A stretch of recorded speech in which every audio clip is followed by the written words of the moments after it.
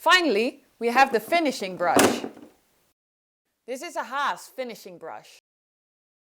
It is made from horsehair and is used by doing smooth strokes going with the pattern of the hair rather than against it.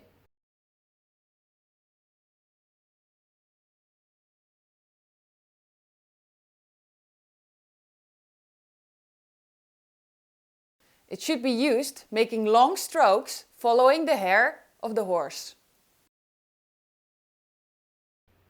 The horses here appreciate the effort and you can tell they enjoy it.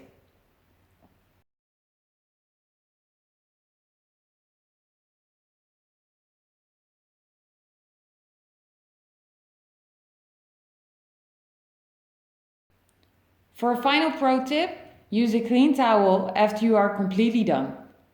You will find soon that your horse has a shiny coat to be proud of.